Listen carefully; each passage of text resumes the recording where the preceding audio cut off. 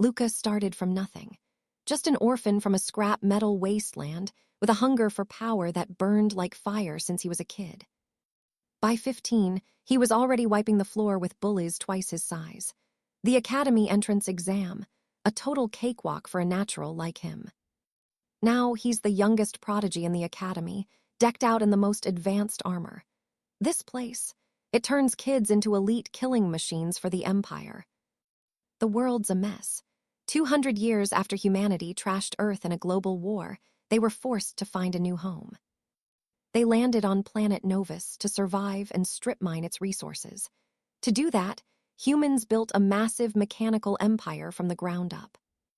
It was the only way to compete against the two powerhouse alien races who were the original masters of this world. Pure machinery versus ancient strength. Deep inside the Empire is a training ground that's basically a meat grinder. Right now, Luka's facing death row inmates armed to the teeth. No hesitation. He charges straight in, instantly taking down the biggest guy in the room before the guy can even pull a trigger. Then the bullets start flying like rain. Pure chaos. But Luka, he swings his blade with insane precision, tracking every single shot. He deflects them right back. Headshot, headshot, every last one of those thugs, sent straight to the grave, threat neutralized. The dust settles and Luka is still standing, but he's hurting. Under that helmet, his face is pale and his nose is leaking blood. Using his senses at that intensity takes a massive toll on his body. But he tells himself, this sacrifice is necessary to prove his worth. Outside, the captain is grinning. He's impressed. Controlling the trajectory of bullets without any formal training, that's unheard of. Luka stays stone-faced. No ego. He just calmly explains that he was mimicking a skill he saw from a student who went before him. The captain knows the deal. That other kid was a noble with private tutors and a head start. Luka, he's just a kid from the streets. "I like you," the captain says.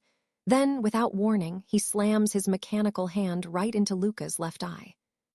The other trainees are paralyzed with fear. It's absolutely brutal.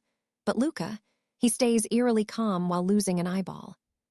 The captain offers a gift, a robotic eye that can predict enemy movements. A literal upgrade at a bloody, painful cost.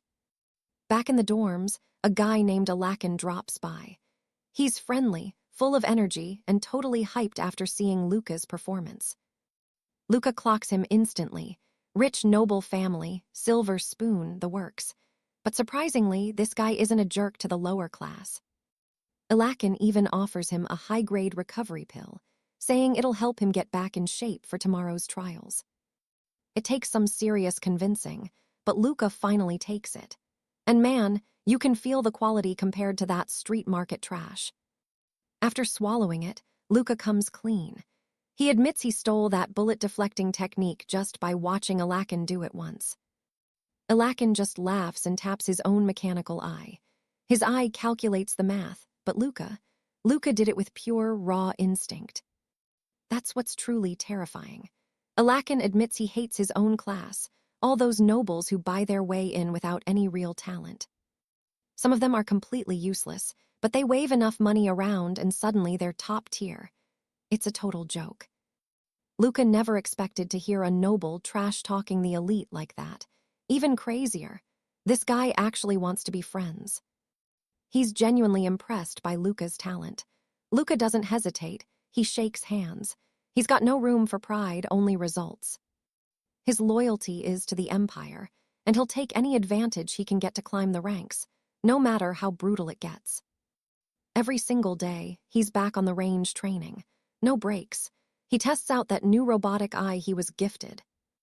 After a few deafening shots, the results are clear. Every single bullet is buried right in the mannequin's head. Perfect accuracy. Alakin is watching from the side, totally stunned. Luka adapts faster than anyone he's ever seen. The guy is a natural-born killer. Not only is he a marksman, but he's a beast at close quarters, too. Alakin looks at his own hands, feeling a bit of a sting. He realizes that if status is all you have, you're nothing. But then he wonders, is a talentless person still a genius if they have power? Luka shuts that down real fast with a cold look. He says if more people like 𝒂𝒂𝒓𝒏 existed, everyone would start valuing real strength. Plus, he warns him, that kind of talk is basically treason. You start insulting the empire's system, and things get ugly fast. Even for a noble, if someone reports those words to the top, there's no escaping the discipline squad. 𝒂𝒂𝒓𝒏 just smiles and turns away. He knows Luka won't report him. Beneath that cold exterior, he sees a good person. Luka doesn't care about being good. He just reloads for the next round. Training is life. The next day, things get serious. The captain gathers the squad for a massive mission.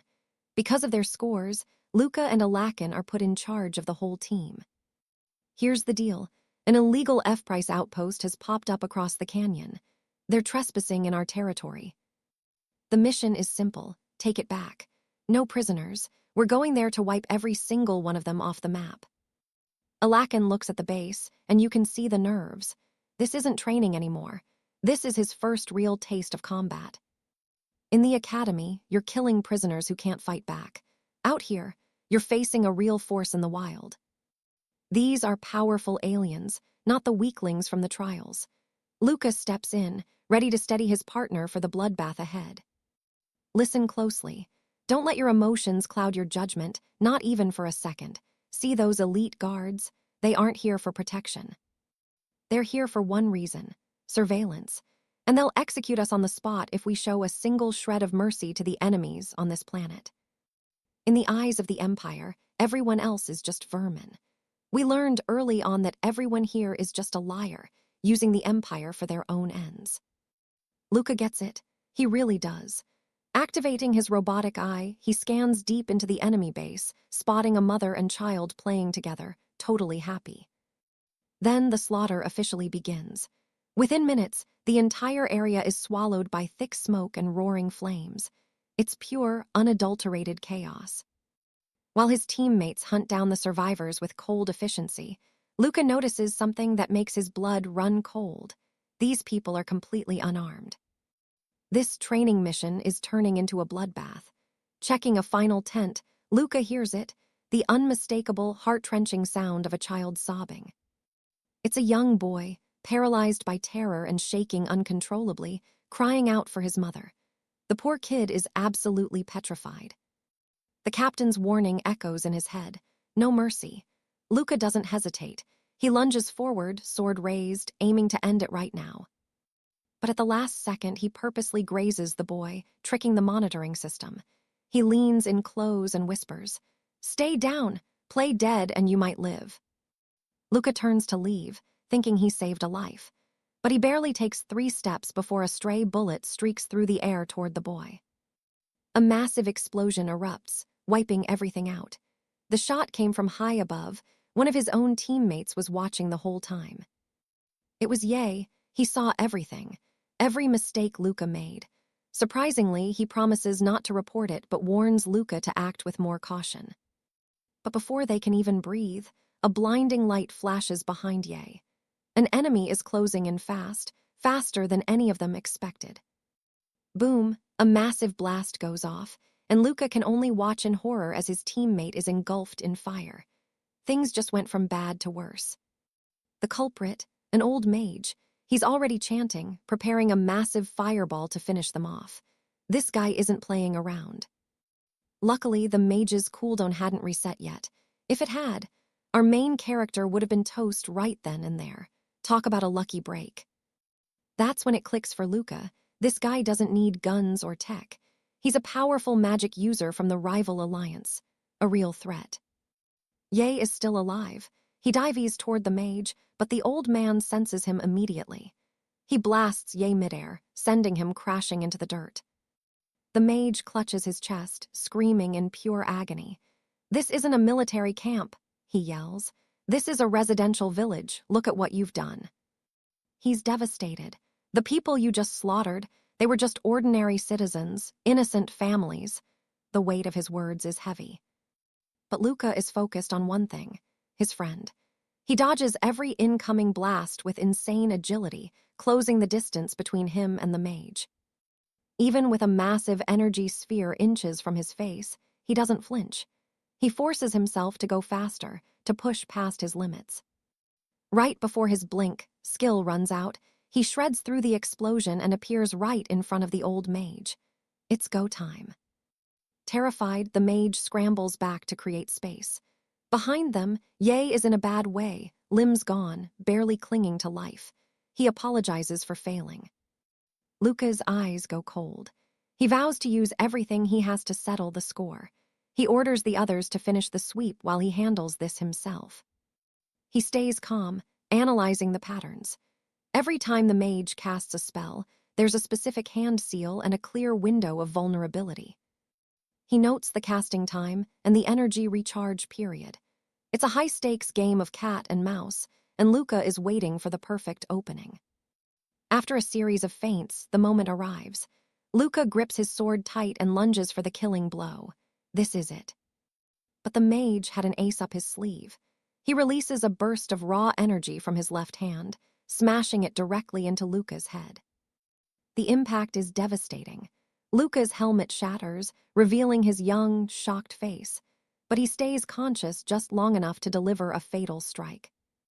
As the mage falls, he whispers his final realization. You're just a child. And just like that, the battle is over. Luca stands over his victory, but his head is spinning. Why did the mage hesitate at the end? He could have killed Luca easily. He tries to steady his mind, but the internal conflict is real. Suddenly, the symbol of the Ran Empire flashes before his eyes, a cold reminder. Emotions are a weakness. Never let them override your will. The imperial brainwashing is deep. Anyone who threatens the emperor must be judged. But even with those thoughts, he can't block out the reality. The screams of the dying and the crying of children are still ringing in his ears. Later, back at the high-tech recovery unit, Luca is submerged in a healing tank. His body is mending, but his mind is still stuck on that mission. Right next to him, Ye is laughing like a maniac. "Hey, that near-death feeling is pretty wild, right?" he jokes, totally unfazed by the carnage. "I got brand new arms and legs," Ye brags. "How about you? I heard your spine was trashed, so they gave you titanium and synth skin." He's already planning his next upgrade. "In a few years, I'll have a completely robotic body anyway. Might as well start the process early." Then Ye's tone shifts. He suspects the higher-ups knew about the mage's presence, but chose not to help, testing them like lab rats. "Think about it. We were attacked head-on and survived. That's way too weird to be a simple coincidence, don't you think?" Luca thinks back to the mage's pained expression. He realizes the mage didn't want to kill them once he saw their young faces. A bitter realization hits him. Allowing me to live was his biggest mistake, Luca thinks. That mercy is exactly why the Koran people are doomed. Just as the dark thoughts take over, Ye's voice cuts through the silence, pulling Luca back from the edge and into the cold reality of the now. "Why'd you let that kid live?" Luca snapped, his voice dripping with irritation as he shut Ye down. "Stop asking questions. Did you get a new tongue along with those upgrades?" He turned away, his voice dropping to a low, bitter mumble. He knew it was a mistake, a weakness he couldn't afford, and he swore he'd never let it happen again. Fast forward to training day. The whole squad was on high alert because a high-ranking general was visiting. And of course, he had his eyes on our 2 stars. Seeing the insane stats from Luca and Elle, the general laid it out. He wanted them aiming for captain. "Now, let's talk shop. The Imperial Guard is split into 10 squads of 100 warriors. You've got the Grand Captain at the top, but each individual team has its own leader calling the shots. It's a tight, hierarchical system where everyone knows their place." Luca, being the ambitious genius he is, had a plan. Give him the weakest, most pathetic squad, and he'd transform them into a powerhouse that everyone would fear. Training started with a literal bang. The ground was shaking as Luca and Ye went at it. It was intense, metal clashing against metal, no holding back. Ye was moving like a blur. With those new cybernetic limbs, his speed was off the charts. But here's the thing, pure speed doesn't win battles. Not without the skill to back it up. Luca swept his leg, ending the match with a massive punch that stopped just inches from Ye's face. Absolute control. "And that's 124 wins for me," Lucas smirked.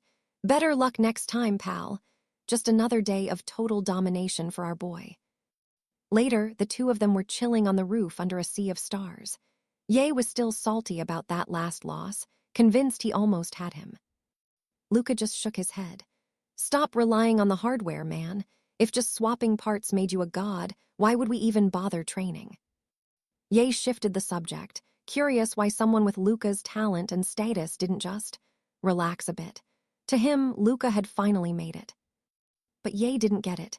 He had a family, a home to go back to. For an outcast like Luca, there is no safety net. If he stops, game over. Luca turned the question back on him. Ye had all the talent in the world but zero drive. Why are you even here? Why become a guard? Ye looked at the sky, dreaming of something forbidden, studying the ancient mysteries of the great civilization. A total taboo in this empire. His family was full of high-ranking commanders, the elite of the elite. There was no way they'd ever let him chase some dusty, forbidden history. Lucas stared at him. You're way too trusting telling me that. If those secrets ever got out to the higher-ups, Ye would be finished. Luca made his stance clear. He was a dog of the empire, through and through. They were the ones who saw his potential when he was nothing. I'm loyal to the Emperor because he gave me a purpose.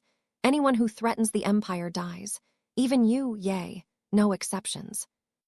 Ye just smirked, not buying it for a second. He hopped down from the ledge, his boots hitting the ground with a soft thud. Nice lie, Luca, but we both know if you were that loyal, I'd be dead already. Stop trying so hard to be the villain. The next day, the squad headed out to scout a no-man's land, a neutral forest frozen in time. Ye was basically vibrating with excitement. He was touching ancient ruins, geeking out over million-year-old pillars. He felt like he was finally touching the history he'd always dreamed about. Luca was pissed. Watch your step, this isn't a field trip. He knew these woods were crawling with things much deadlier than old rocks. Suddenly, another squad mate stepped in to defend Ye. It was Cloud Ramos, a guy with striking white hair and a surprisingly calm vibe. Cloud argued that understanding the past helps you predict the future. He seemed deep, until he suddenly flipped the script and asked Luca if he was single. Luca went full defensive mode immediately. I'm straight, man, don't even try it. He wasn't about to get caught up in some weird office romance. Turns out, Cloud was just a huge fan of Luca's skills. He wanted to set him up with his younger sister. Apparently, she was a total beauty from a rich family. Before Luca could even say no, his internal sensors spiked. Red alert. Something or someone alien was moving nearby. Fast. Form up, now, Luca barked. The squad snapped into a combat weave while he and Ye stayed back to scout the tree line. There in the distance, a figure stood near a glowing, eerie stone. It wasn't one of theirs. It was a Benefi's knight, looking like a total pro. Sunlight glinted off the knight's high-tech visor. In a split second, he spotted them. He didn't hesitate. He didn't even move a muscle before he attacked. A spear, glowing with pure magical energy, whistled through the air. It was a blur of lethal light heading straight for the squad's position. Luca barely had time to scream, "Get down!" before the projectile tore through the air, moving way faster than any human could react. There was a sickening thud. Blood sprayed everywhere. Luca watched in horror as the spear claimed its first victim. It was Cloud Ramos. Cloud didn't even have time to scream. This enemy was on a completely different level, pure, unfiltered destruction in the form of a knight. The magic spear embedded itself in a tree, but with a flick of the knight's wrist, it surged with energy and flew right back to his hand. Luca stood there, paralyzed. Cloud was on the ground, his body mangled. Just a second ago, he was laughing about his sister. That one strike, it had literally torn his upper body apart. The shift from a joke to a massacre happened in a heartbeat. To make things worse, Luca's cybernetic eyes started glitching. Red error messages flashed across his vision. He couldn't track the enemy's movements. He tried to calculate the spear's path, but the math wasn't adding up. He was so focused on the glitch that he didn't see the next attack coming. Suddenly, a hail of bullets forced the knight to raise his shield. Luca's team was behind him, laying down suppressive fire and giving him a chance. Luka snapped back to reality, sweat pouring down his face. His heart was hammering against his ribs. There was no running from this guy. "Listen up," he yelled over the gunfire. "We can't outrun him. The only way we survive this is if we hold him off until help arrives." The royal guard finally arrives, and let me tell you, every second counts now. Across the field, that knight isn't waiting. He launches his spear with lethal intent. It is back again. In a literal heartbeat, that weapon dives from the sky like a guided missile. Luckily, Luka's instincts kick in just in time to shift his weight. He dodges the fatal blow, but only by a hair. Literally. The blade grazes his face and shears off a lock of hair, but the nightmare, yeah, it is just beginning. Total chaos. The spear snaps back to its master like a boomerang. Luka is off balance, falling, and wide open. This should be game over. But then his captain's voice echoes in his head. "You are weak, Luka, just a lamb for the slaughter." Always hiding, always running like a coward. A total disgrace to the guard. Real warriors do not just survive, they strike. And right then, something inside Luka finally snaps. He stops running. Pushing off with everything he has got, he swings his blade with pure desperation. And guess what? He actually connects, knocking that spear off course. Success, but at a cost. His sword shatters instantly, leaving his hands completely numb. Still, he is alive, and that is all that matters right now. 6 seconds, that is all it took. The enemy is closing in for a brutal melee finish. This guy is on a whole different level of terrifying. 1, 2, 3 basic slashes. That is all it took for the knight to shred the rest of the squad. The power gap here, it is honestly depressing. Luka cannot believe it. The knight ignored him just to wipe out the backup first. But now, he is coming back to finish his last meal. It is do or die. Luka cranks his mechanical boots to the absolute limit, charging straight into the jaws of death with everything he has got. Both of them go for the final strike, totally focused on each other. But they did not notice the massive shadow approaching at breakneck speed. Out of nowhere, boom, a giant mechanical hand grabs the knight's head midair. Luka is just standing there, completely stunned. It is the Imperial robot. It slams the knight into the dirt with bone-crushing force, dragging him along the ground like he is nothing but trash. With one final toss, the knight is sent flying into a massive pillar. The explosion that follows, pure, unadulterated carnage. As the dust settles, this massive, ironclad beast stands tall. Reinforcements have finally arrived. Luka wants to scream with joy. He is actually going to live. But wait, the knight is not done. Even after that impact, his aura flares back up instantly. Just a single crack on his helmet. This guy is a monster. And just like that, round 2 begins. This is not just a fight. It is a full-scale clash of titans that shakes the very air. On one side, Imperial high-tech. On the other, the chorus Holy Knight's raw magic. It is an absolute stalemate of pure destruction. They are flickering across the battlefield, clashing midair with sounds like thunder. Luka tries to track them, but they are moving way too fast for human eyes. Finally, the Imperial Guard gets the upper hand, pinning the knight down. But these holy types, they never know when to quit. The knight's fingers are trembling, but he is channeling one last spell. Right behind Luka, that magic spear starts glowing with a murderous light. Luka realizes it now. The bastard had not even used his main weapon during the melee. If that spear joins the fray, the guard is toast. Sure enough, the enchanted spear lunges forward, aiming straight for the kill. Luka does not think, he just moves. Using every ounce of strength left in his body, he kicks the spear's shaft, desperately trying to force it off its path. It works. The spear grazes the guard's helmet, giving him a massive scare. Taking the opening, the Holy Knight launches a desperate kick. The guard is not having it. He counters with a devastating punch that hammers the knight deep into the earth. The shockwave levels everything. A massive explosion erupts, sending shockwaves for miles. Luka is thrown back like a ragdoll, hundreds of meters away. He is lying there, gasping for air, just trying to stay conscious. If the guard lost that exchange, then Luka is as good as dead. Footsteps getting closer. Enemy or ally, In this tension, you could hear a pin drop. "Good work, rookie." It is him. The royal guard reaches down to help Luka up, ready to head back to base. These Imperial suits are supposed to be invincible, the peak of technology, built from the rarest materials on the planet. The ultimate weapon is right there in front of him. But as Luka looks closer, his blood runs cold. The helmet is gone and there is nothing underneath. "Are you a machine or a human?" Luka whispers, his heart hammering against his ribs. The mechanical guard starts clawing at the air in a blind panic, letting out a scream so hollow and painful it chills Luka to the bone. Luka cannot stop shaking. Is this the future he has been dreaming of? To become a hollow, screaming monster in a suit of iron? Suddenly, a familiar face appears. It is Yi. He is alive, though he is literally held together by scavenged enemy parts just to keep moving. Everyone else is gone, just the two of them.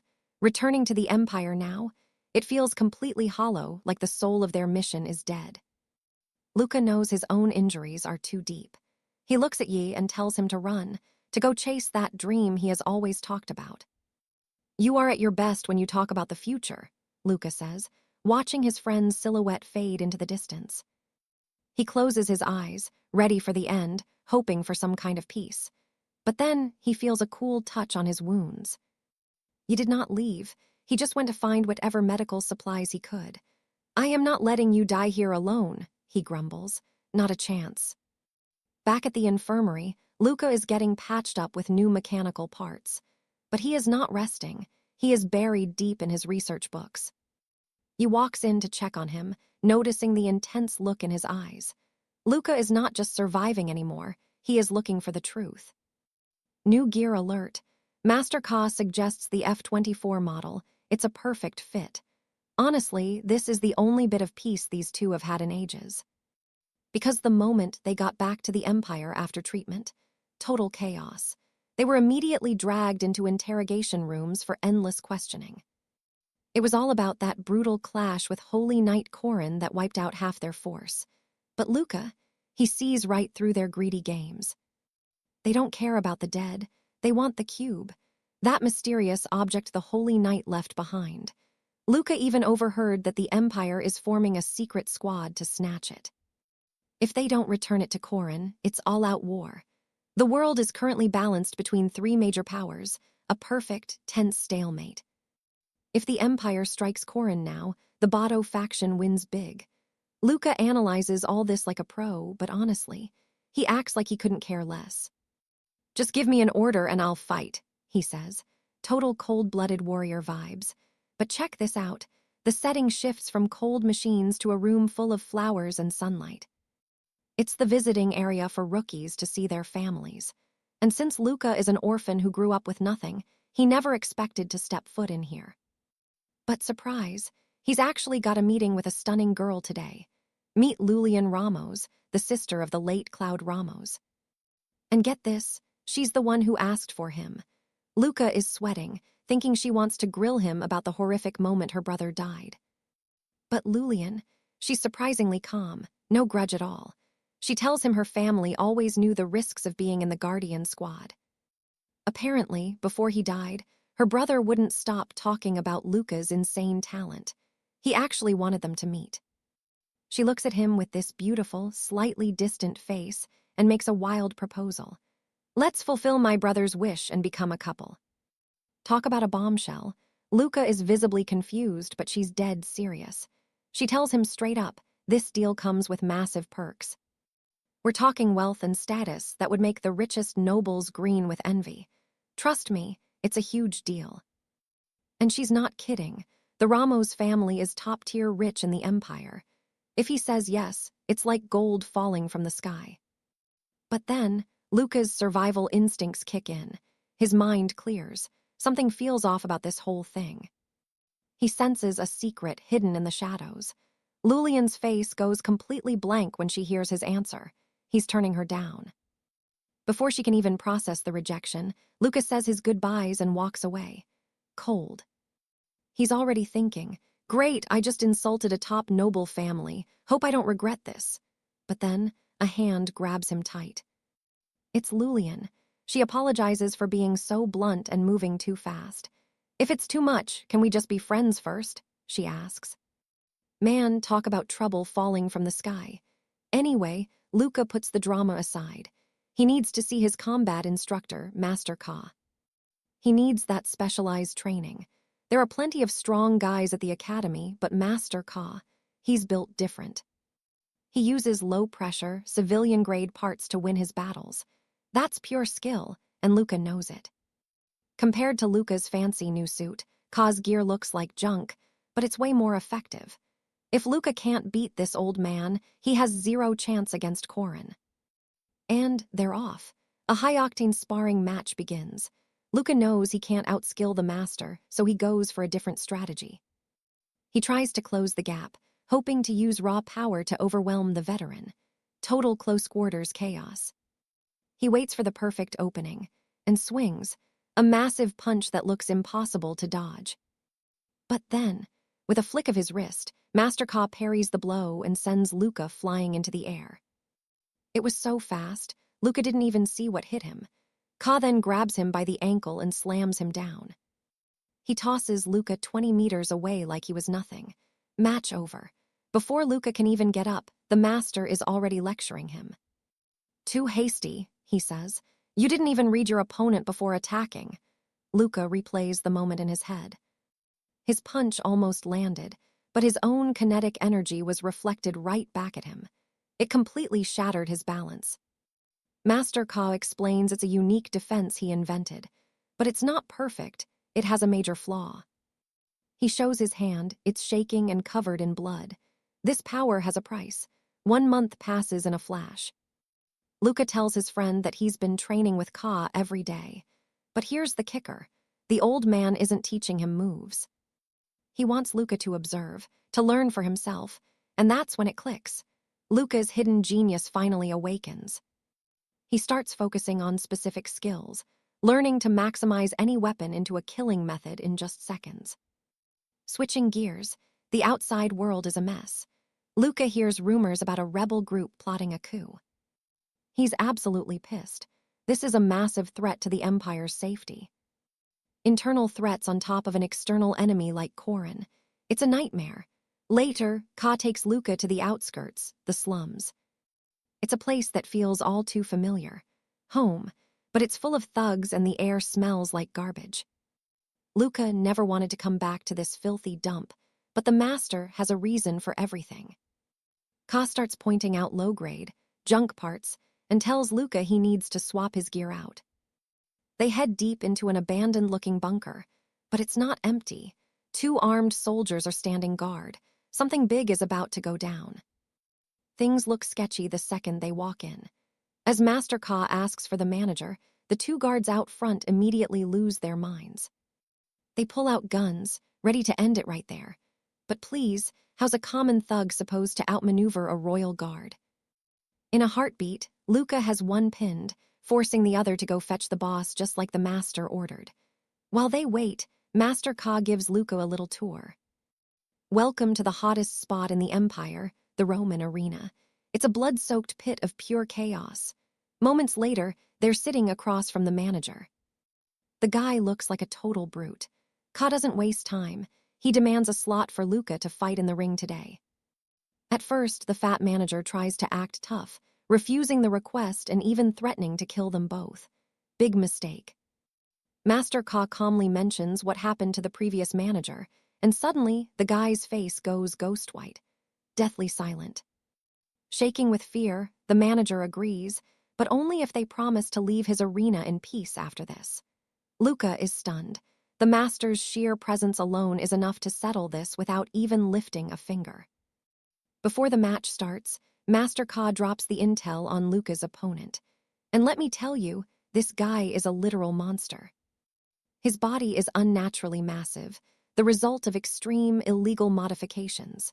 Sure, it'll kill him young, but for now, he's got raw, terrifying power.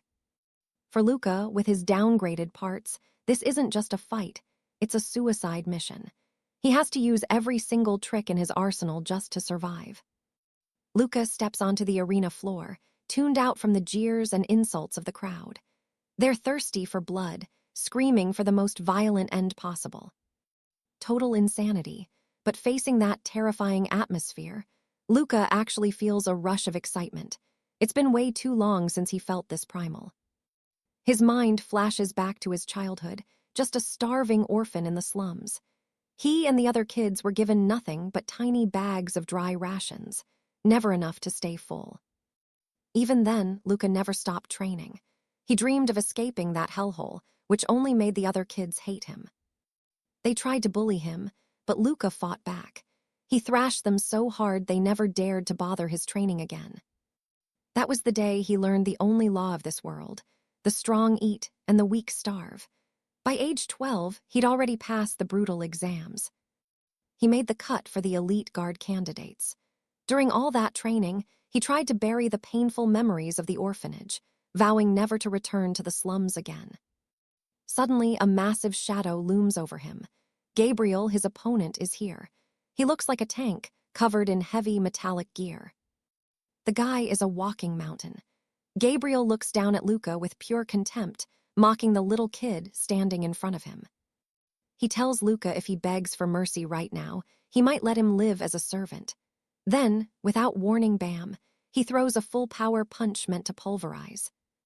Luka stays ice cold, watching the movement. He knows one hit from that thing, and his bones are turning into dust. Just as the fist is about to connect, Luka pivots, dodging by a hair and landing a sharp kick right to the giant's face. But it's like hitting a wall. Gabriel doesn't even flinch. He follows up with a barrage of lethal strikes, staying right on Luka's heels. Luka keeps dodging, his master's voice echoing in his head. Against a monster like this, raw strength is useless. You have to hunt for the weak point. Luka activates his robotic eye, analyzing every movement, every shift in Gabriel's trajectory. He's looking for the one opening. There, he sees it. Luka slips past the giant's guard and delivers a crushing kick that literally deforms Gabriel's face. Before Gabriel can even recover from the shock, Luka leaps into the air. He wraps around the giant's neck and executes a perfect slam.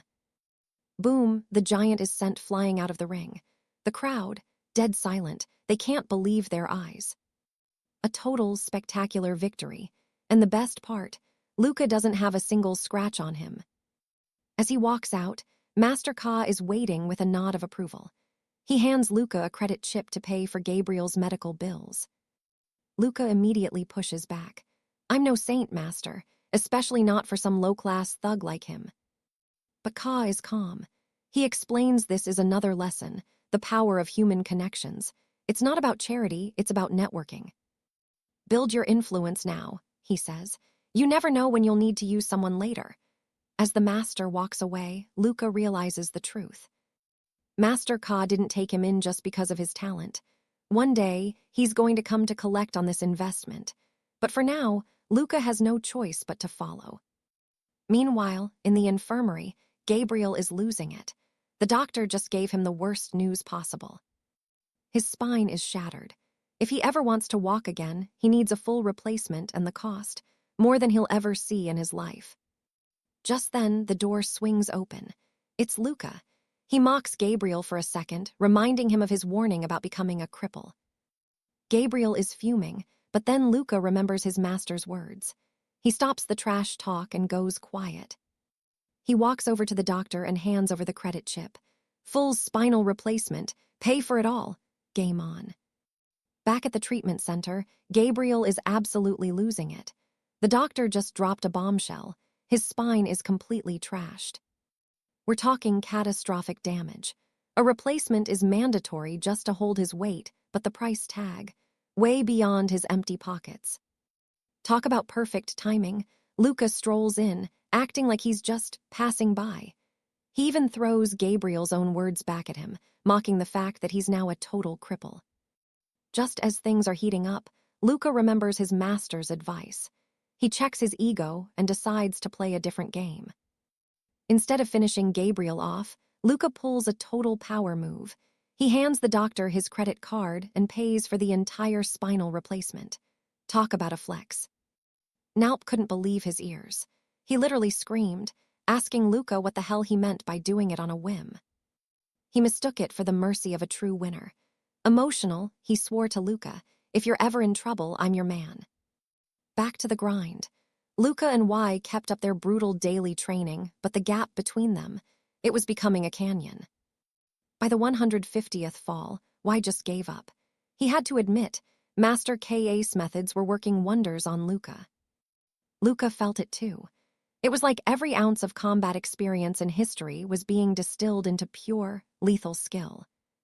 Y, meanwhile, was nervously watching Luka's mood. Seeing him look a bit happy, Y suggested a quick favor. Big mistake. The good mood vanished instantly. Luka was back to his usual scowl because Y had dragged him to see Lulen, the girl he'd been avoiding like the plague. Y could only stammer out an apology. The family politics were just too messy. Basically, their families were tight, so Y couldn't say no. But Luka, he didn't care about social graces one bit. Lulen was heartbroken. She asked why he'd ignored all her invites. "Am I not good enough? Is something wrong with me?" Luka didn't sugarcoat it.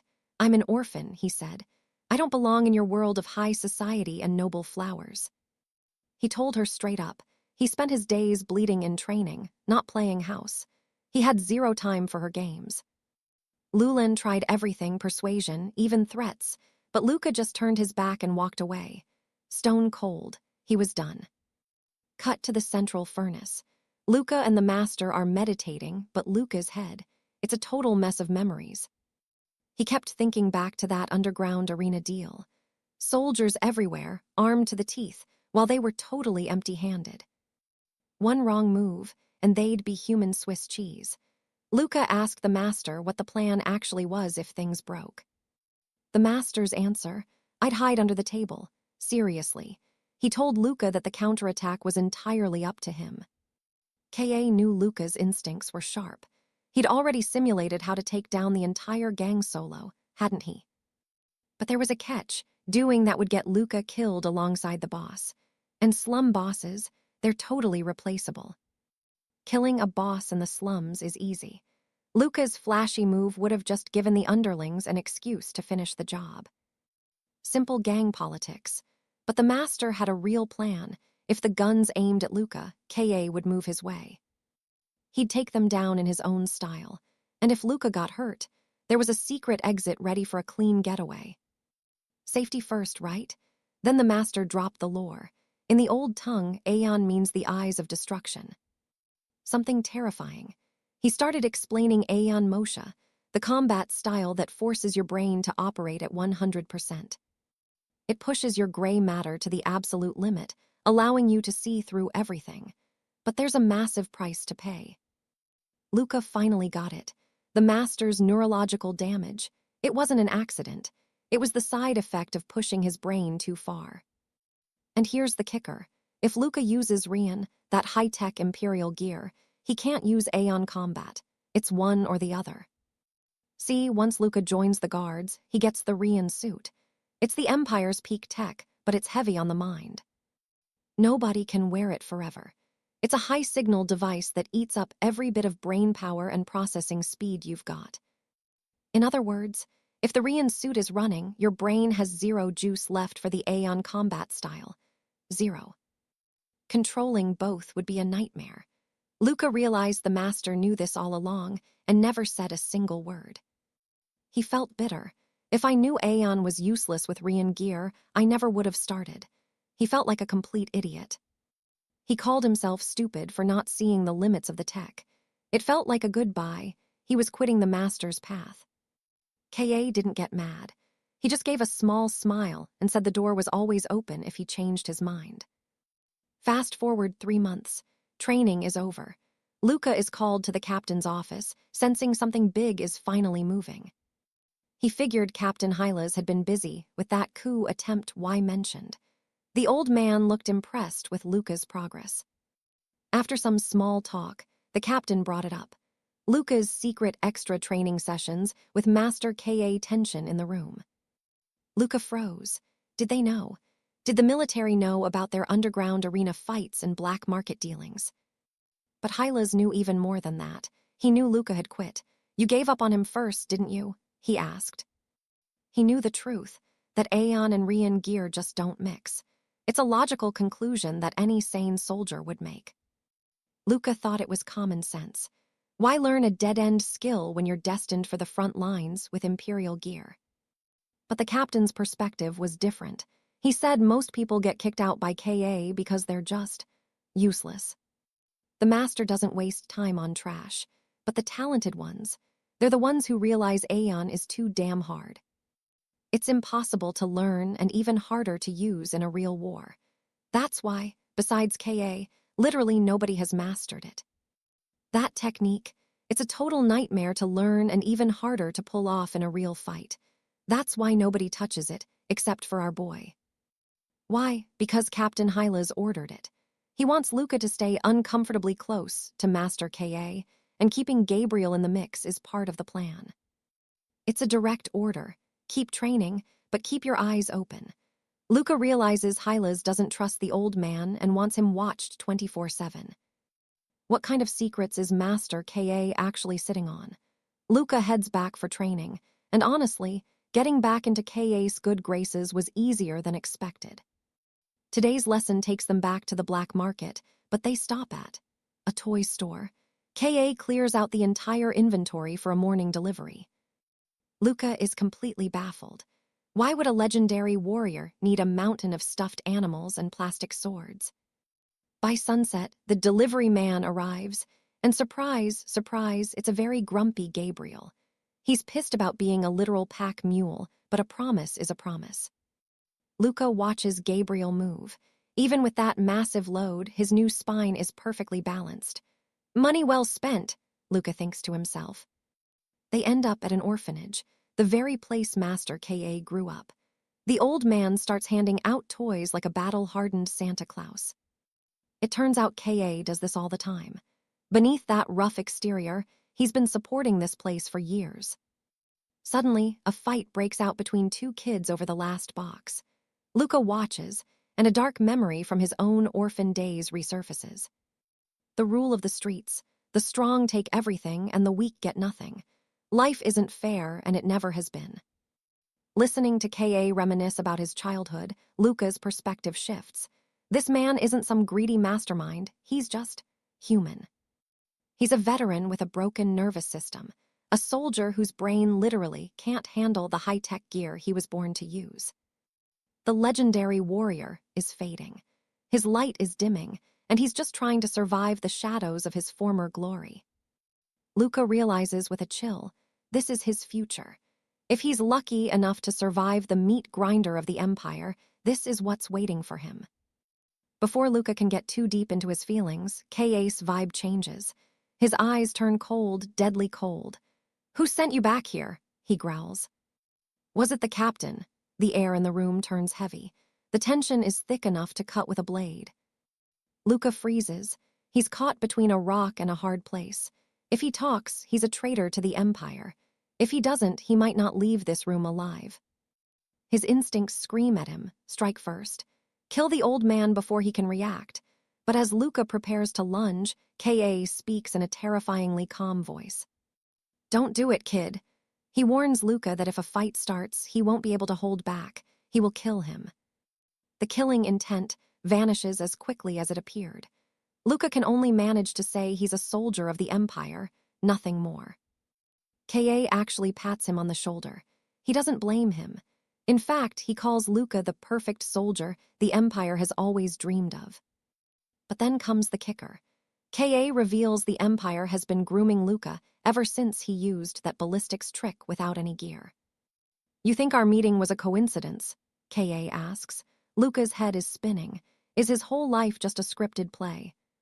He tries to deny it, claiming he's in control of his own fate, but 𝑾𝒂𝒓 just looks at him with pity. "Everyone on this planet is a slave to someone," 𝑾𝒂𝒓 says. "Some people are just better at ignoring the chains." He tells Luca to go back and report everything to Captain Hylas if that's what his loyalty demands. Luca stands there, haunted by the truth. His mind is a war zone. One voice tells him to keep learning, while another screams to never doubt the Empire. He tries to convince himself that he only cares about success, but deep down, that foundation of faith is starting to crumble. Back at the base, Luka is paralyzed. If he reports his internal confusion, he'll be sent for a psychological evaluation, which is basically a death sentence for your mind. He tracks down Ye and asks the real question: can the nobility actually manipulate the Academy's brain scans? Ye laughs. Everyone knows that. It's not even cheating anymore, it's a survival skill for the elite. He explains the trick. You bury your true self so deep that the machines can only find the loyal soldier persona you've projected. But there's a catch. If you stay undercover for too long, you might forget which version of you is the real one. Luka decides to put that terrifying thought on the back burner. He needs time. He needs to know more. The next day, teacher and student head back to the slums, stopping at a massive, towering hotel. Ever since that confrontation, Master 𝒂𝒂𝒓𝒏's attitude has shifted. The real training, the kind the Empire is afraid of, is about to begin. This trick lets him slip past the consciousness scan without a trace. But there's a catch: if the process drags on too long, he might actually lose track of who he really is. Talk about an identity crisis. Luka decides to shelf that headache for now. Time to head back. The duo returns to the slums, standing before a hotel that towers over the filth. Since that day, Master 𝒂𝒂𝒓 has. He's acting like everything is perfectly fine, just another day.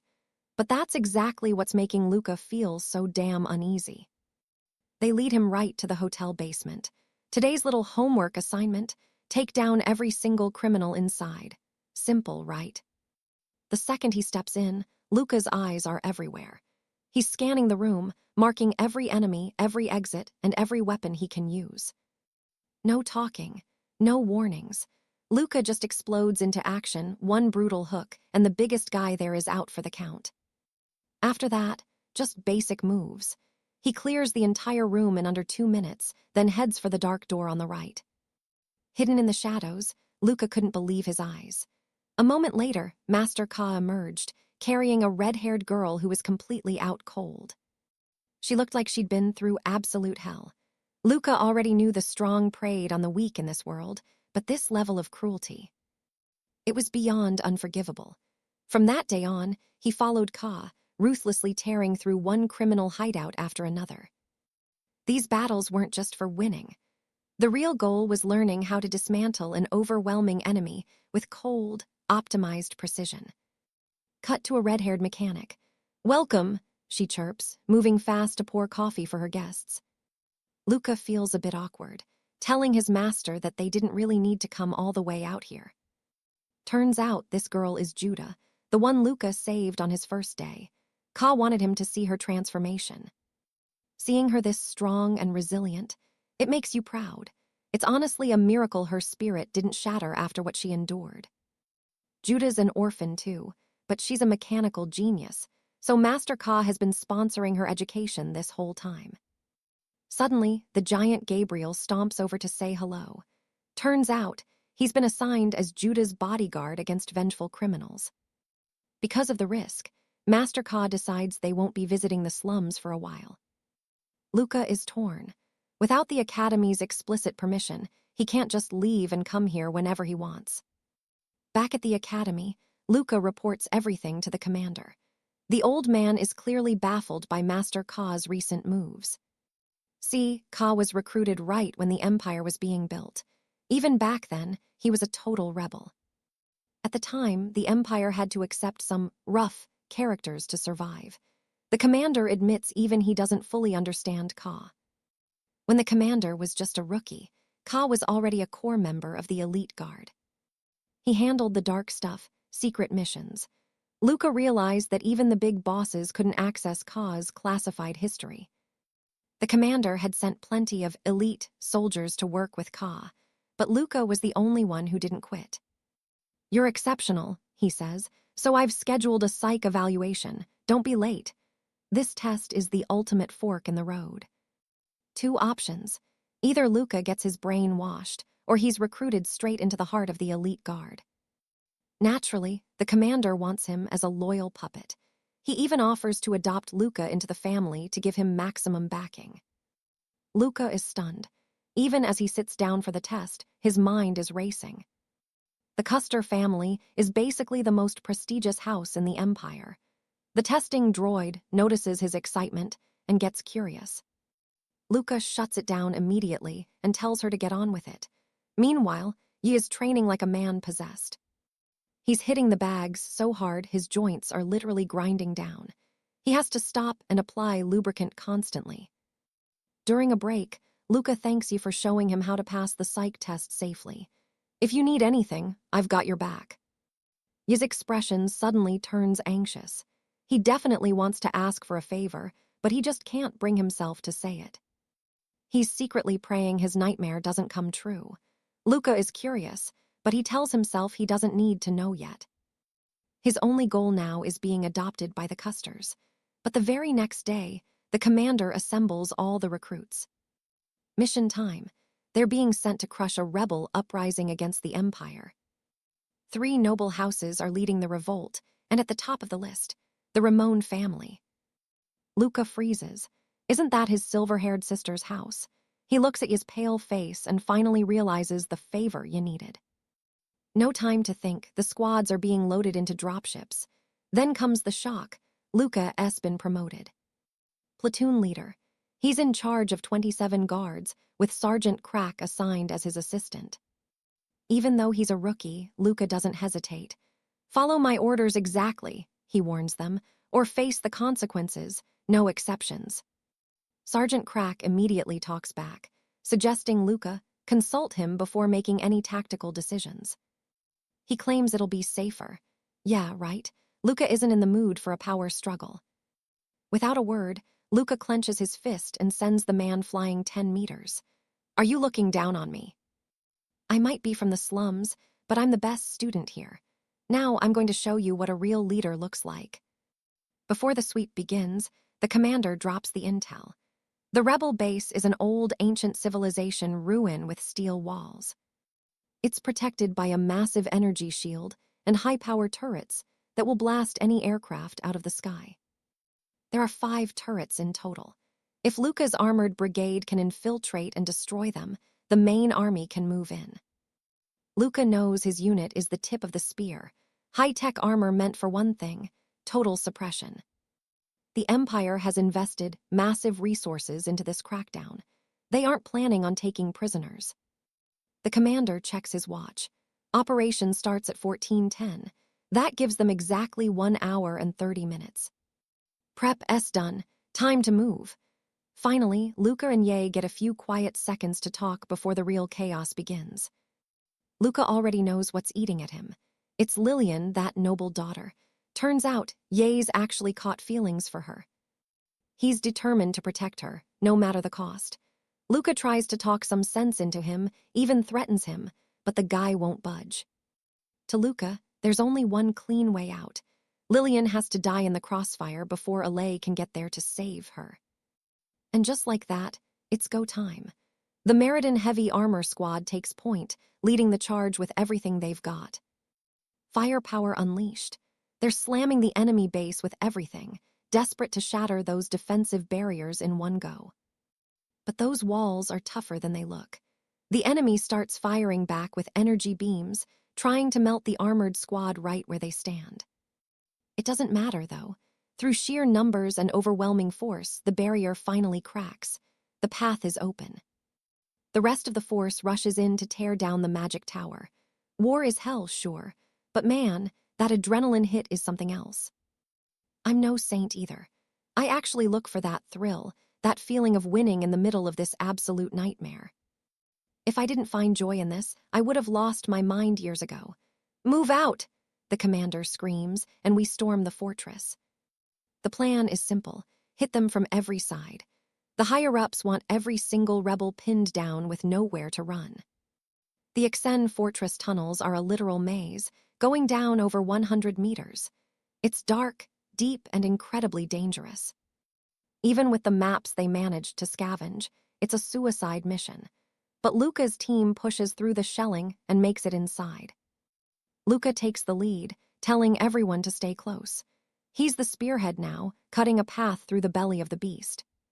First priority, find Lillian and end this. He figures Yi probably broke in through a different route to do the same.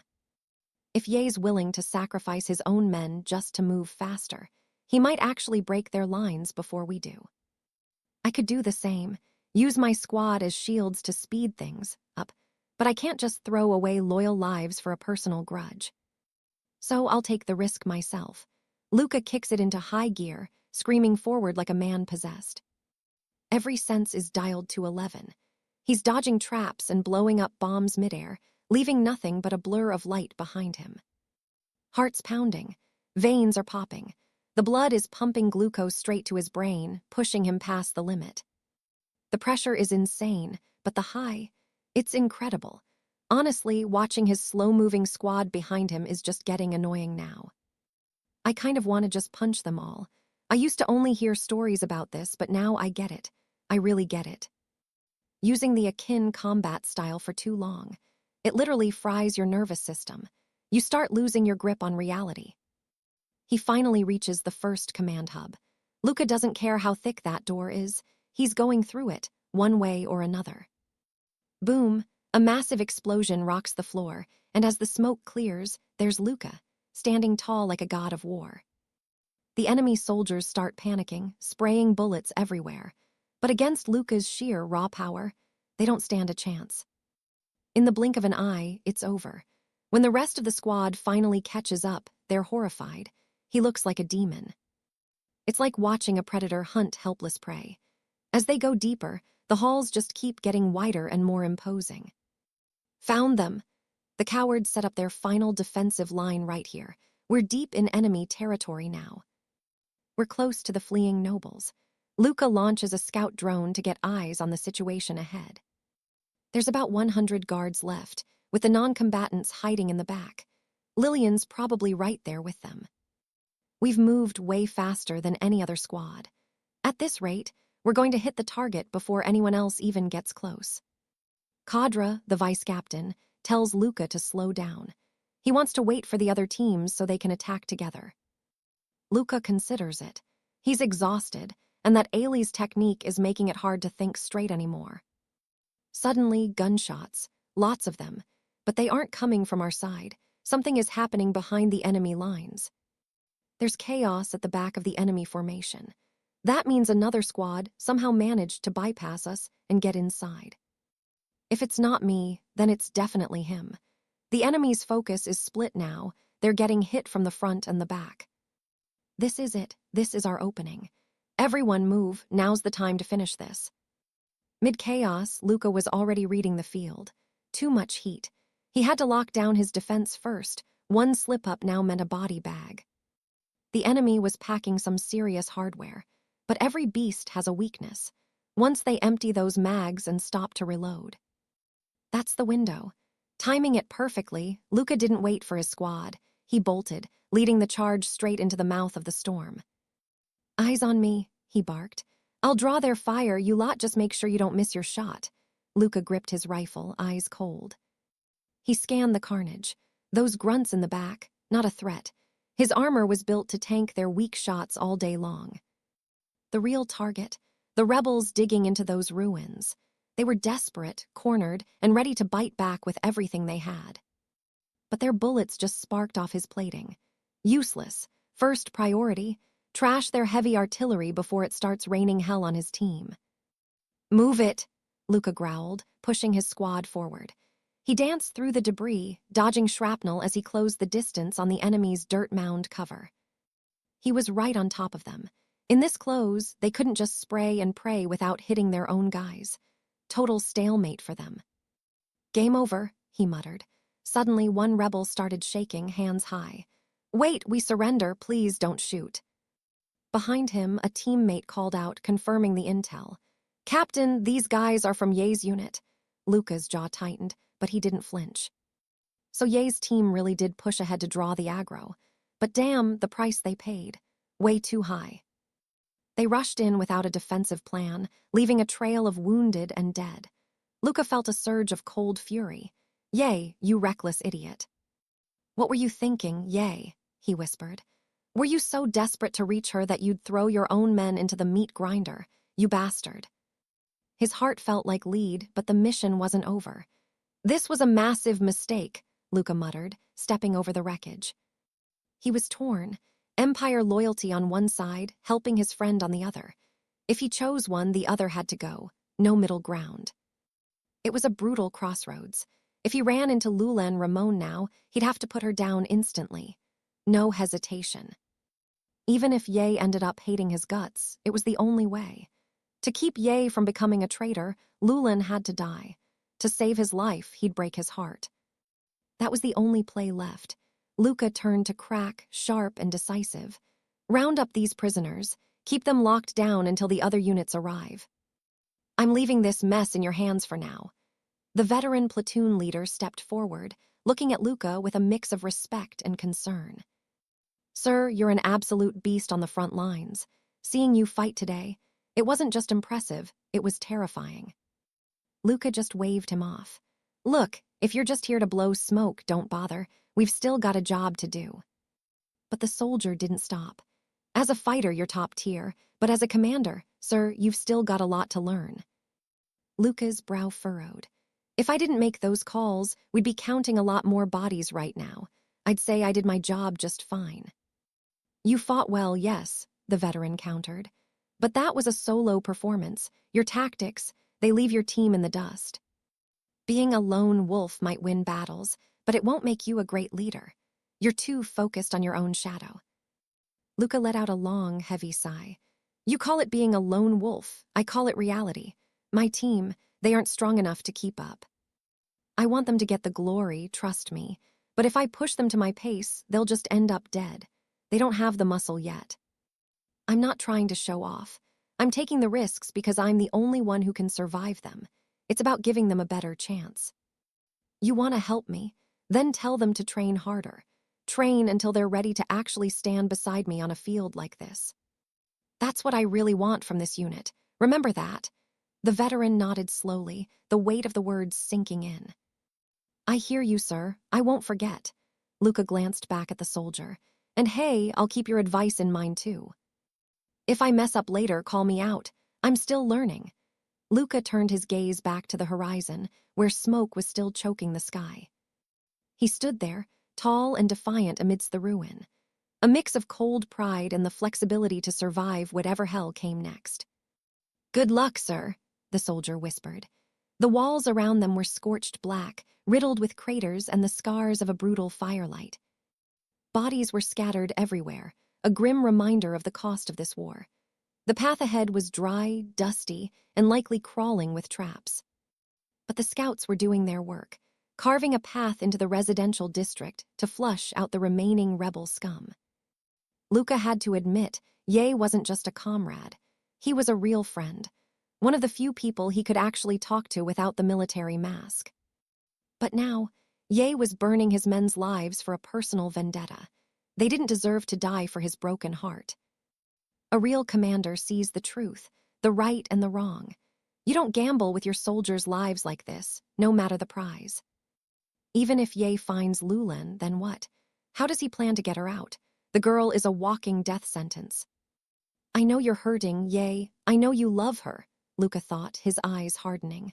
But you don't have to die with her.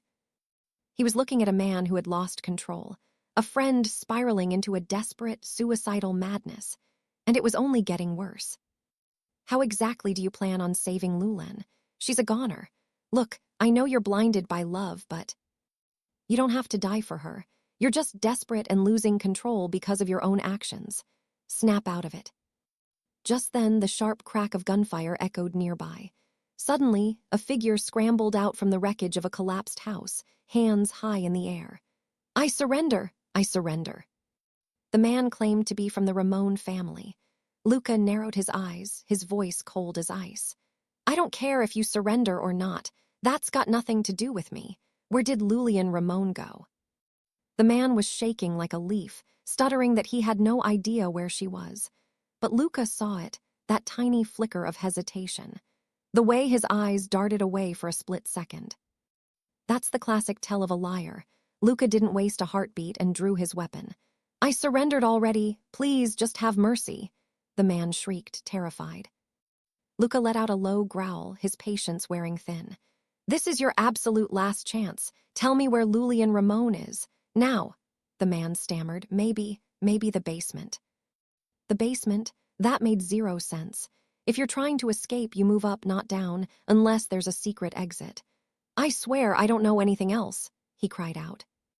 Look, a grunt like me doesn't know much, the soldier stammers, but you're looking for why. He's right over there. Suddenly, the guy loses it. Don't even mention his name, that monster. He's the reason I'm in this hell. Luka just frowns. He can't wrap his head around it. The guy's a psycho. I surrendered, I gave up everything, and he still did. This, to me. Luka est done listening. Consider this your way out. A quick end is better than this misery. He steadies his grip. One shot. Luka used to hate the very thought of taking a life, but today, nothing. No guilt, no pity, just cold survival. That's the reality of a blood-soaked battlefield. He keeps moving, the sounds of gunfire and desperate screams getting closer. Yay! If you've really crossed the line. If there's truly no turning back for you, what am I supposed to do? A dark, heavy dread settled deep in Luka's gut. What if Ye actually turns his blade against the Empire? The moment of truth was here. Luka had to make a choice. Suddenly, a voice echoes through the rubble. So, you actually showed up, Luka. Finally got the guts to play the hero. Y steps out, mocking him. Sacrificing your own men just for your personal agenda. Look at who's here. Hugo Ramon, the head of the family. His top elites and even Lulan. You really threw it all away for one ordinary woman. Unbelievable. Y's eyes turn lethal. I guess there's no talking our way out of this one. Draw your weapon, Luka. It's time for a permanent lesson. This is it, a fight to the death. Luka grinds his teeth. If he wants to survive this chaos, mercy is a luxury he can't afford. In a clash like this, 1,000 things can go wrong. It's unpredictable. But Luka is a genius. He starts calculating the odds instantly. He realizes he can't take Y down quickly.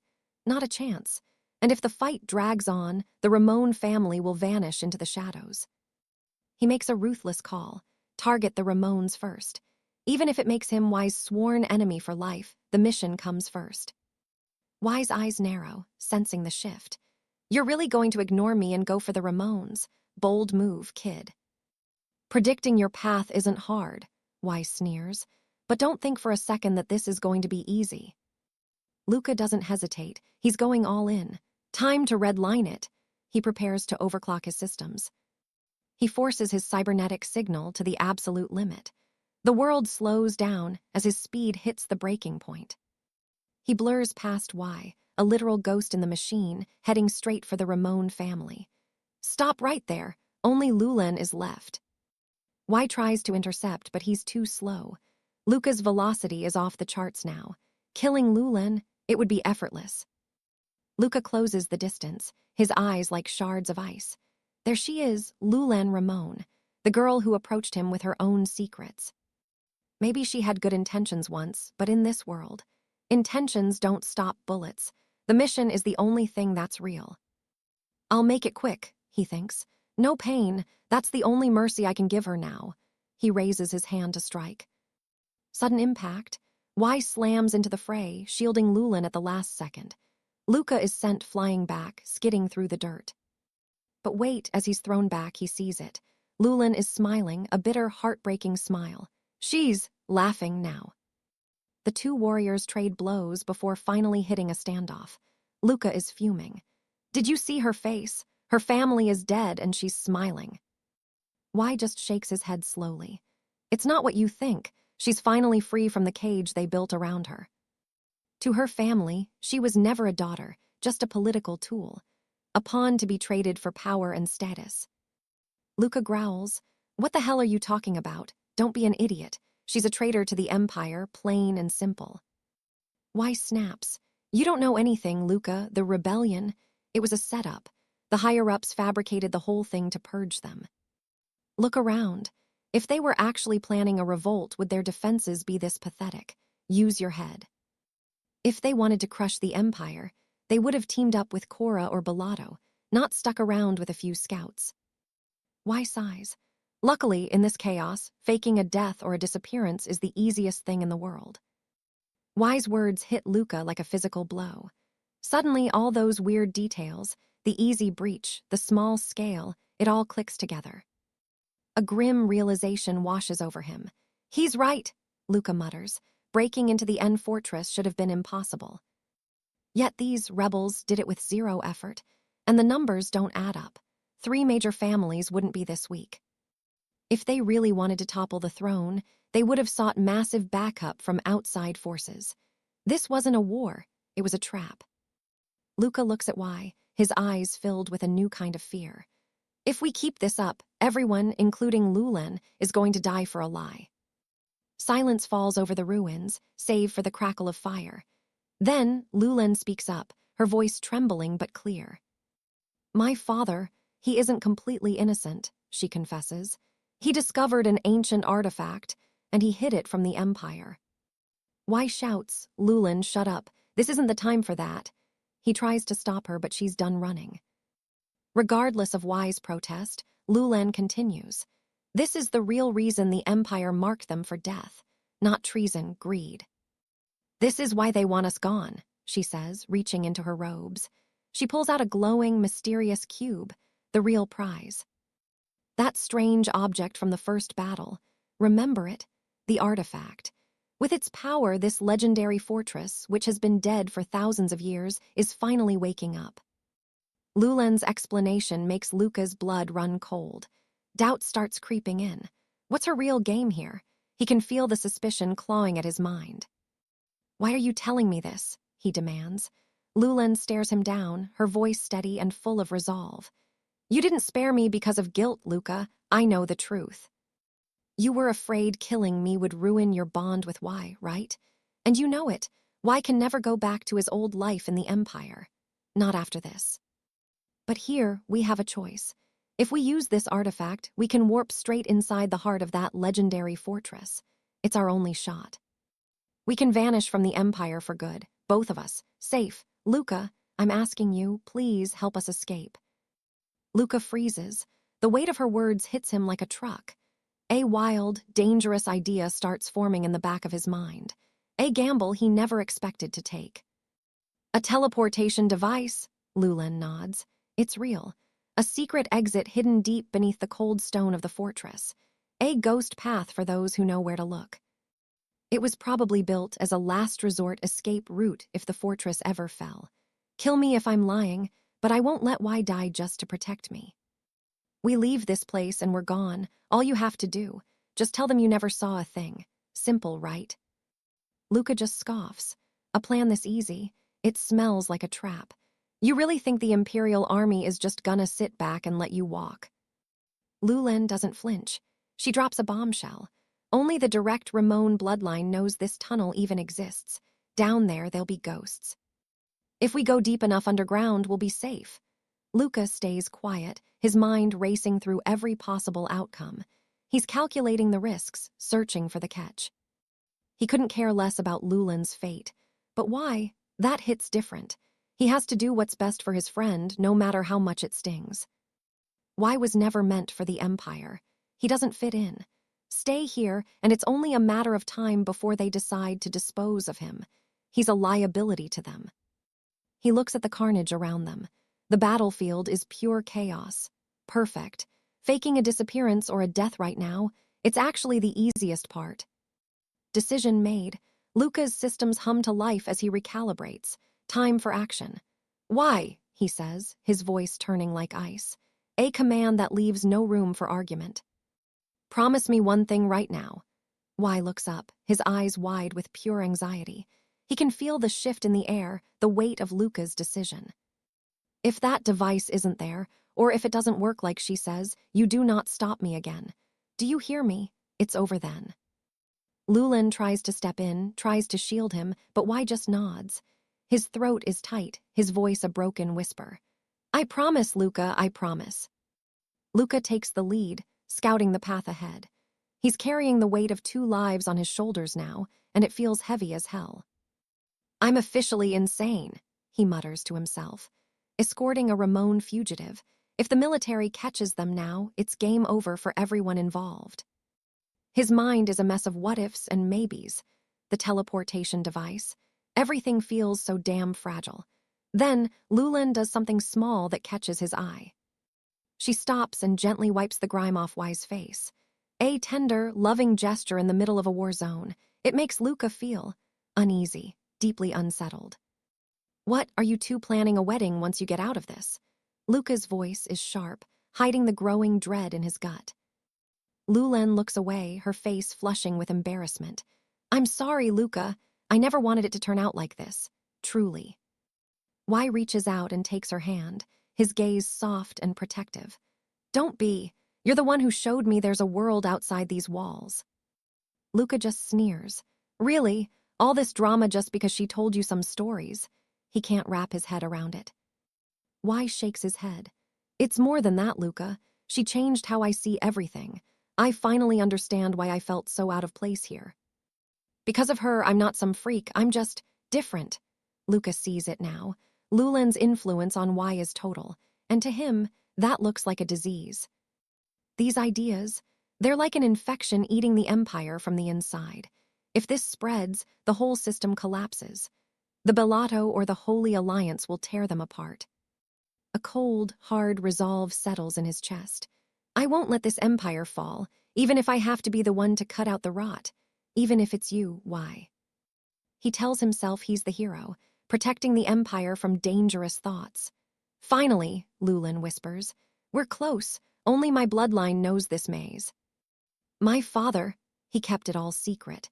He had his own dark ambitions for this fortress.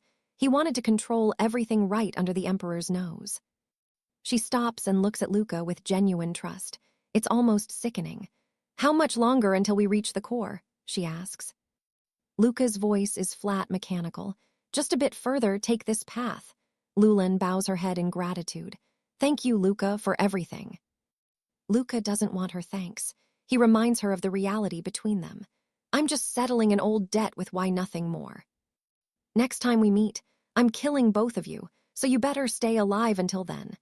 He watches them go, a dark shadow crossing his face. Finally, some breathing room. Like I told you, only direct descendants know about this tunnel, with a layout this insane. Finding it is basically impossible.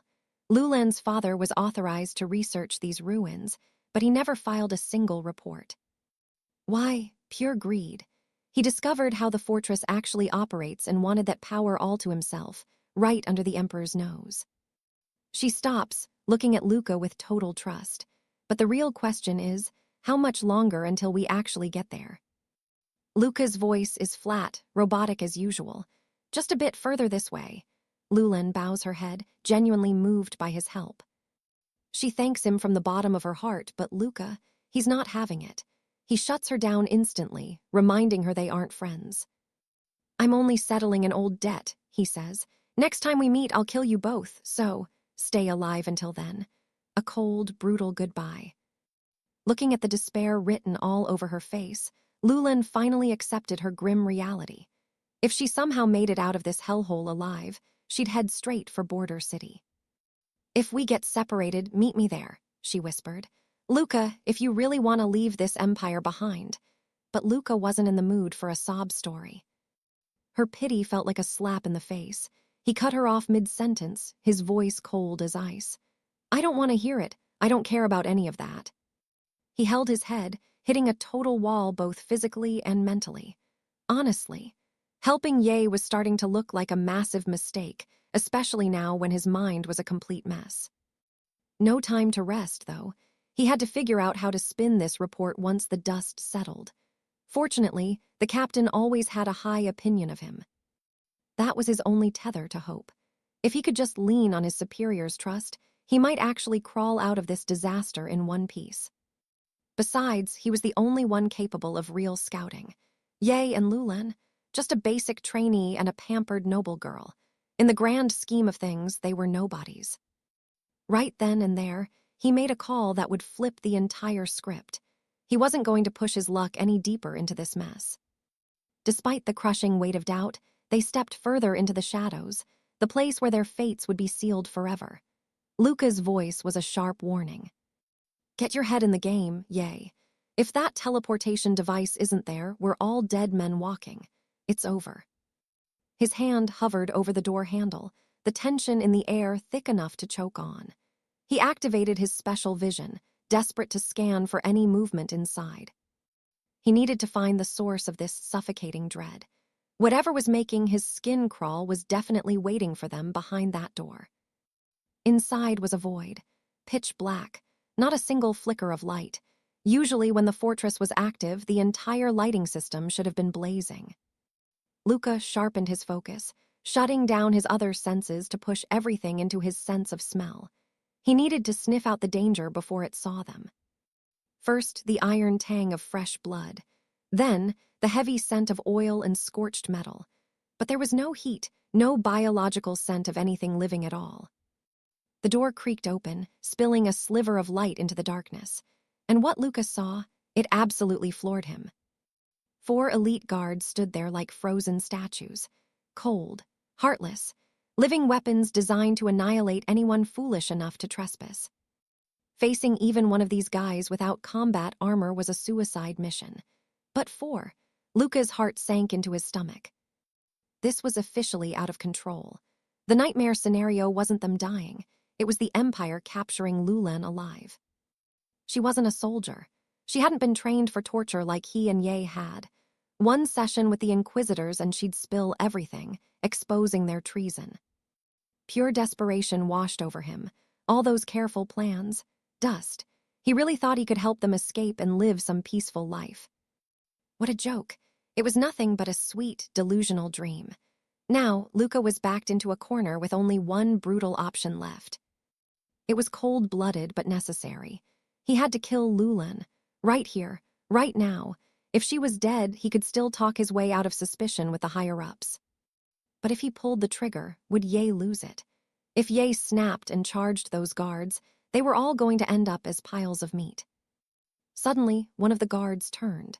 His eyes were like jagged glass, pinning Luca down and shattering his hesitation. They were spotted. Time was up. Every second he wasted just made him look more guilty. This was his last chance to survive. Just as hope was about to flicker out, a deafening crack echoed through the hall. A gunshot. It ripped through the silence, aimed straight at Lulen's head. Blood sprayed across the floor as smoke curled from the barrel of Ye's gun. He did it. Ye actually took her out. It was a horrific choice, but it was the only way to keep them both alive. When the guard barked a question, Ye didn't even flinch. "Just executing a prisoner who lost her value," he said, his voice as flat as a grave. Luca stood there, paralyzed, unable to squeeze out a single word. He could only watch as the 4 guards marched past them, disappearing into the dark without a second glance. No questions asked. He looked down. Lulen was gone. Lying still on the cold ground, her dreams of a new life buried with her forever. Later, back at the base, Luca stood before the Grand Captain. He fed the man a perfectly crafted lie, one they had rehearsed until it sounded like gospel. The captain didn't hold back the praise, calling Luca's performance exceptional. He was officially the star of Squad 21, a title Luca didn't even want. "Excellent work," Captain Cack said, always impressed by Luca's raw lethality. To him, Luca was the ultimate prodigy. However, he did have a critique. "Your leadership skills need work, kid. If you want to handle subordinates better, go talk to the others." Then the tone shifted.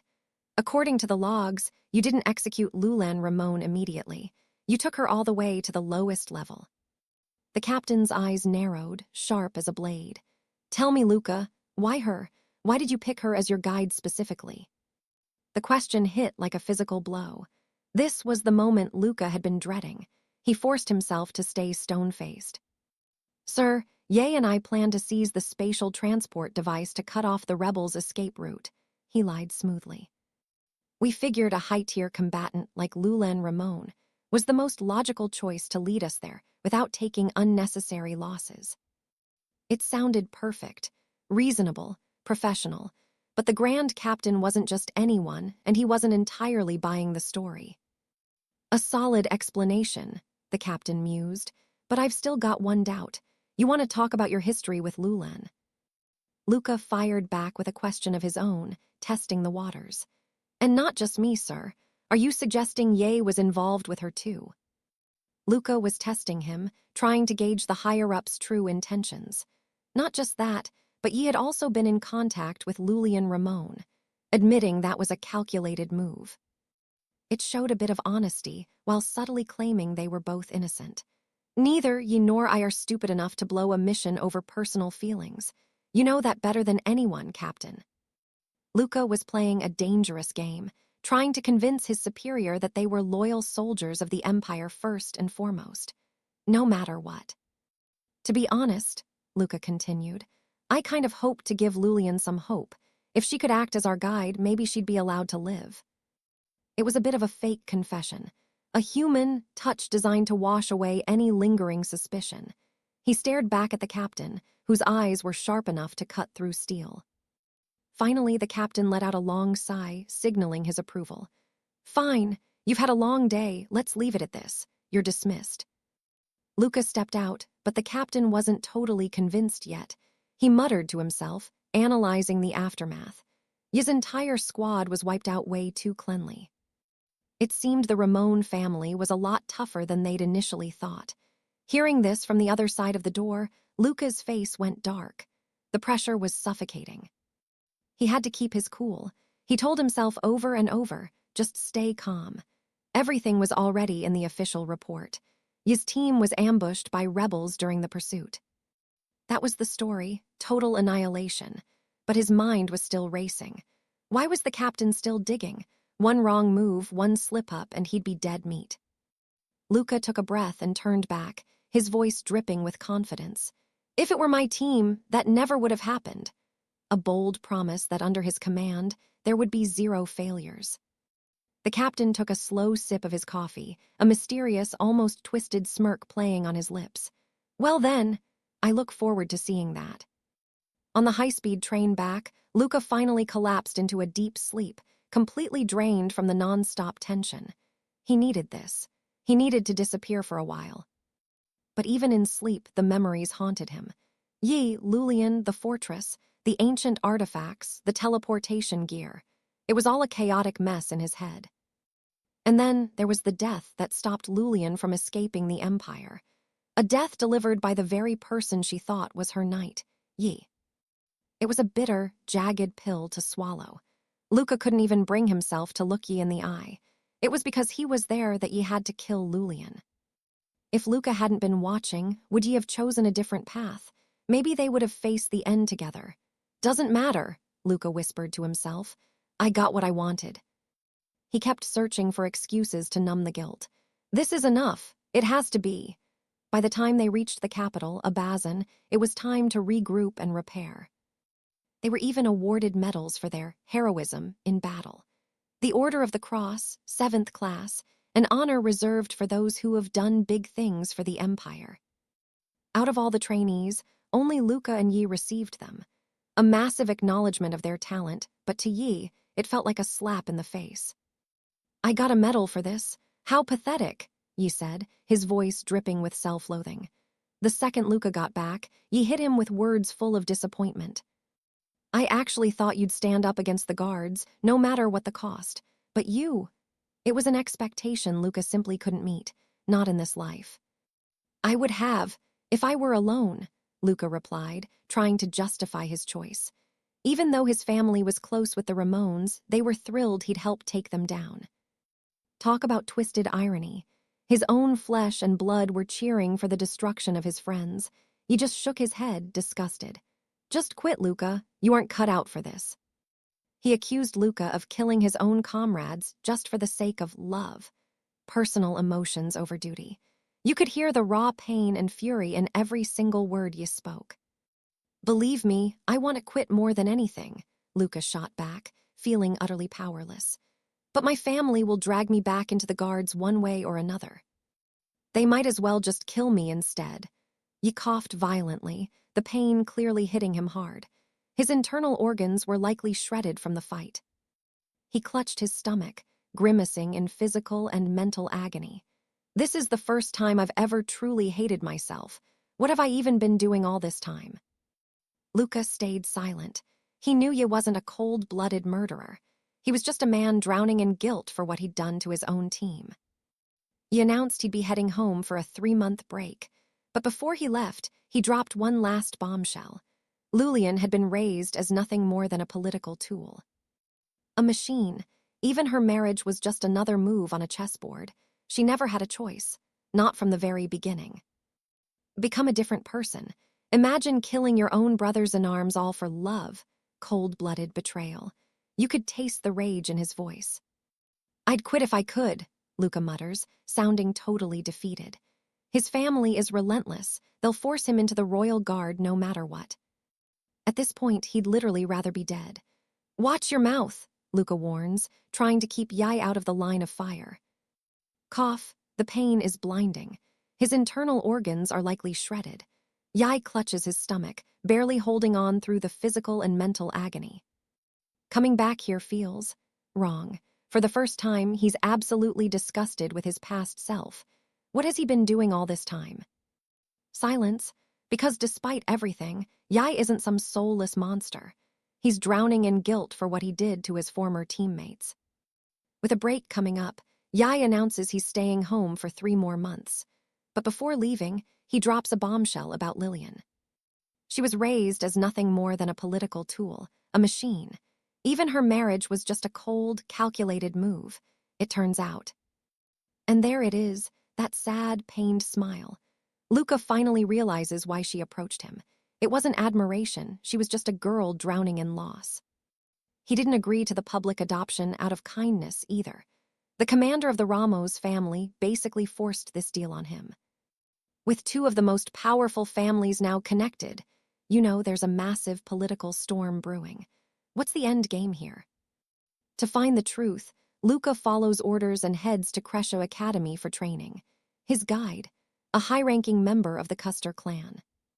The plane touches down, and out walks a total ice queen. Gorgeous black hair, cold eyes, she just barks. "Get inside, now." Luca tries to introduce himself, but she cuts him off. She's already done a full background check on him. No time for pleasantries. That arrogant attitude, that high-maintenance vibe, she's definitely a noble who's never had to work a day in her life. Luca tries to dig for info about her and the school, but she's a brick wall. This uncooperative attitude, it's starting to piss him off. So he stops playing nice. "You're the commander's daughter, aren't you? My lead instructor for this trip." He nails it right on the head. She freezes, caught red-handed. Her cool facade cracks for just a second because she didn't expect him to be that sharp. She admits it, her name is Jun Custer. "But stop acting like a know-it-all," she snaps. The tension between them, absolutely electric. The rest of the flight is pure awkward silence. Finally, they land. Luca follows Jun, taking in the massive scale of the place. Right at the entrance stands a gargantuan statue of Dino 𝒂𝒓𝒏, the legend who founded this whole academy. It's intimidating, to say the least. One look at the campus and you realize, this place screams old money. If you aren't filthy rich or powerful, you don't belong here. Right away, an old face pops up. It's Felix. He trained with Luca before and he's not even surprised to see him here. Felix drops some tea. Rumors are flying that the commander is obsessed with Luca. The whole school thinks he's the chosen one. He even jokes that the commander wants to marry Luca off to Lady Jun. Every noble guy in the city would kill for that chance. Luca just shudders. Marry that nightmare? No thanks. Just thinking about her grumpy face gives him the actual chills. He doesn't care about being a son-in-law. As long as the commander keeps his word about the adoption, Luca's good. Priorities, people. Jun leads him to the dorms, giving him the lay of the land. But then, she gets serious. She warns him about someone truly dangerous. Someone everyone avoids like the plague. The dorm manager. Just as Luca's about to ask why, a bell rings out across the hall. And speak of the devil, the manager shows up to find him personally. But wait, she's a total lolly, incredibly cute and tiny. Her name is Barbara. She offers Luca a tour, and even though he's suspicious, he goes along. Information is power, after all. But Luca notices something immediately. Her clothes, they're old, worn out. She's a low-class citizen just like him. Interesting. Maybe that's why Jun hates her. Noble pride is a hell of a drug, but looking at Barbara's friendly face and clean appearance, It's hard to believe she's actually dangerous. She seems too nice, too normal, but in a place like this, that's usually a red flag. Back at the main building, Jun is still wearing that "I hate everyone" expression. She's miserable having to deal with Luka again. And Luka, he's not thrilled either. Being forced to study together for a full week sounds like a literal prison sentence. Suddenly, Barbara appears and tries to say hi to Jun. It's been a while, right? Wrong. Jun's reaction is absolutely explosive. She treats Barbara like a sworn enemy, telling her to get lost before things get ugly. Luka is just standing there like, wow, okay, drama. Honestly, Luka is bored out of his mind. All these theory classes and zero actual fighting, it's killing him. He needs action. If he doesn't hit something soon, his warrior instincts are going to get rusty. Right on cue, a random bully with a baby face shows up. This kid starts demanding to know Luka's relationship with Jun. He's jealous and looking for a fight. Perfect timing, honestly. Luka shuts him down in half a second. Easy, he's about to finish him when he stops. Am I really wasting my time on this trash? The bully realizes he's way out of his league and starts acting like a scared puppy. He's suddenly very willing to talk about the girls. He spills the beans. There's a rumor Barbara is cursed by a witch. Anyone who gets close to her ends up in a horrific accident. Specifically, android rampages. Those are supposed to be super rare, but around her, they happen all the time, pure chaos.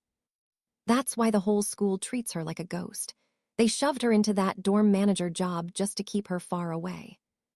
A commotion nearby catches Luka's eye. Poor Barbara is standing there, completely drenched from head to toe. The culprits, just some rich, noble girls, laughing like this humiliation was their daily entertainment. Luka was already itching for some action anyway. Seeing this pathetic display was a total eyesore. Luka steps in, shuts them down, and makes those spoiled brats wish they'd never opened their mouths. They went running back to their parents like losers. Barbara, seeing her handsome savior, is all smiles and thanks. But Luka, he's just hoping this friendship triggers an android attack. Talk about timing. Trouble found him way sooner than expected. By the very next morning, Luka is summoned straight to the principal's office. The charge? Assaulting classmates with a dagger. Turns out those noble girls have more pull in this school than he even imagined. But here's the twist. The principal isn't an idiot. Instead of punishing him, he's actually sweating, giving Luka some dead serious advice. Don't touch them, he warns. These girls are more dangerous than wolves. If their families decide to target you, no one can save you. Luka plays it cool and excuses himself. But inside, man, he is absolutely hyped to face this curse head-on. Bring it on. That night, Luka slips out, looking for a quiet spot to loosen up his joints and practice some moves. Suddenly, a group of delinquent students jumps him. Turns out, one of them is the boyfriend of the girl Luka taught a lesson to yesterday. Revenge time, apparently. Predictable. No matter how hard their leader tries, he can't even graze a single hair on Luka's head. Talk about a massive skill gap. Then, out of nowhere, an android. Red eyes glowing, looking at everyone like their prey. It goes completely berserk in a split second. One unlucky student gets taken out instantly. Even Luka is caught off guard by the sheer speed and brutality of the strike. The android isn't done. It lunges for the terrified leader, but Luka is faster. He launches a massive kick straight to its face. Boom, he sends the machine flying. Luka steps up, ready to unmask the Academy's curse and finally clear Barbara's name once and for all. While clashing with the beast, Luka notices something. This robot, its programming is flawless. It moves with terrifying precision. This is getting interesting. Luka sticks to pure technique, refusing to use his engine. Seeing it's outmatched, the android actually decides to bolt. The machine makes a break for it. Luka wants to chase it for research, but school security arrives and demands he return for questioning immediately. Next morning, Jun comes charging in, blaming Luka for everything. Why couldn't he just stay away from that Barbara girl? Always looking for trouble, right? But Luka isn't listening. He's analyzing her, connecting the dots with that sharp warrior intuition of his. Then it hits him. Jun is the puppet master. She's the one who ordered those noble girls to torment Barbara. But what's the end goal? Caught red-handed, Jun is speechless. She storms off, but Luca isn't letting it go. He saw genuine terror in her eyes. Why was she on the verge of tears? He needs to investigate. Later, Barbara shows up with a box of cookies to thank him. Perfect timing. Luca takes the chance to dig for info, using a few psychological tricks to make her spill the truth. He pushes and pushes until, snap, Barbara finally breaks character. Her true face comes out, her eyes turning sharp and deadly as she glares at him. "Why on earth would I tell you anything?" she threatens. And that's where the mystery deepens. Talk about a plot twist. Smash that like button and share if you want to see how this warrior genius dominates the rest. Catch you in the next one.